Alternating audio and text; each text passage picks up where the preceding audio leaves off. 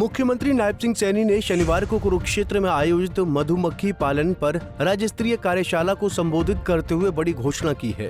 उन्होंने शहद को भी भावांतर भरपाई योजना में लागू करने का ऐलान किया है, जिससे हजारों मधुमक्खी पालक किसान लाभान्वित होंगे और उन्हें शहद की कीमतें गिरने पर नुकसान नहीं उठाना पड़ेगा। इस मौके पर मधुमक्खी पालन किसान के लिए अतिरिक्त आमदनी का एक बड़ा साधन है और इससे फसलों की पैदावार भी बढ़ती है। प्रधानमंत्री नरेंद्र मोदी के स्वीट क्रांति के आह्वान को साकार करने के लिए हरियाणा तेजी से कदम बढ़ा रहा है। मैं आज यहाँ उपस्थित युवा किसानों से भी ये आह्वान करता हूँ कि मधुमक्खी पालन आपके लिए एक आकर्षक स्टार्टअप का अवसर है। इसमें तकनीक का हम उपयोग करें, नए इनोवेशंस करें, वैल्यू एडिशन और ऑनलाइन मार्केटिंग के माध्यम से अपने उत्पाद को हम दुनिया में पहुंचाने का काम करें। हमारी सरकार आपकी हर कदम के ऊपर मदद करेगी। आपके वित्तीय सहायता से लेकर तकनीकी मार्ग तक सब कुछ हमारी सरकार उपलब्ध कराएगी। आज की यह कार्यशाला इस यात्रा का एक महत्वपूर्ण पड़ाव है।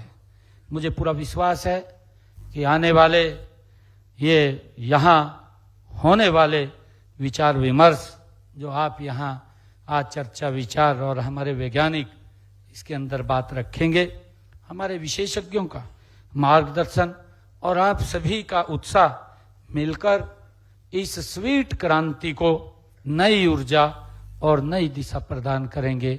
मैं आप सबको बहुत बहुत बधाई देता हूँ। और आज मुझे खुशी है कि जब मैं इस अवसर के ऊपर आप सबके बीच में आया हूँ तो मैं आप सबके बीच में, क्योंकि हमारी सरकार द्वारा एक अनूठी योजना भावांतर भरपाई योजना वर्ष 2018 में शुरू की गई, जिसका मैंने जिक्र किया है और मैंने ये भी बताया है कि इसके माध्यम से भावांतर भरपाई के माध्यम से हमने कितना पैसा किसान के पास पहुंचाने का काम किया है। इसके तहत मंडी में लागत से जो कम भाव मिलता है उसका दबाव मेरे किसान के ऊपर ना पड़े, कहीं ना कहीं उस दबाव से बाहर करने का काम इस भावांतर भरपाई से हम करें। मेरी जानकारी में यह भी आया है कि पिछले कुछ वर्षों में कच्चे शहद की कीमतों में काफी अस्थिरता रही है। इसका दाम जैसा बताया भी गया है कि 70 रुपये किलो भी हुआ है, जो कि लागत मूल्य से बहुत ज्यादा वो कम है। मैं अब मधुमक्खी पालकों को ऐसी स्थिति में घाटे से बचाने के लिए आज इस मैं मंच से जब मैं आप लोगों के बीच में आया हूं, बागवानी फसलों की तर्ज पर शहद को भी भावांतर भरपाई योजना में शामिल किया जाएगा।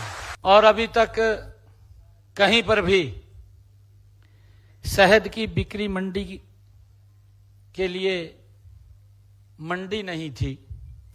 इस स्थिति को देखते हुए हमारा जो मधुमक्खी केंद्र रामनगर पर शहद विपणन केंद्र की व्यवस्था वहां पर की जाएगी, ताकि हमारा जो शहद का किसान है वो वहां पर उसको ले जा सके।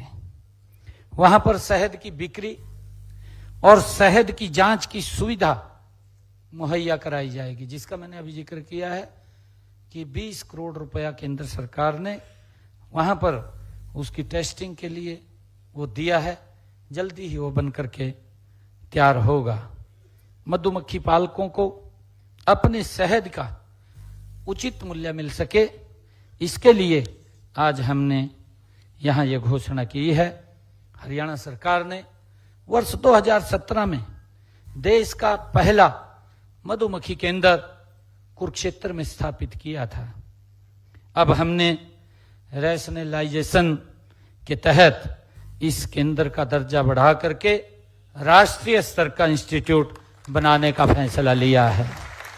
आने वाले समय में इस इंस्टीट्यूट में मधुमक्खी पालन पर उन्नत वैज्ञानिक तकनीकों पर अनुसंधान भी किया जाएगा। मैं आप सबको आज इस अवसर पर जन्माष्टमी के महापर्व की बहुत बहुत बधाई देता हूं।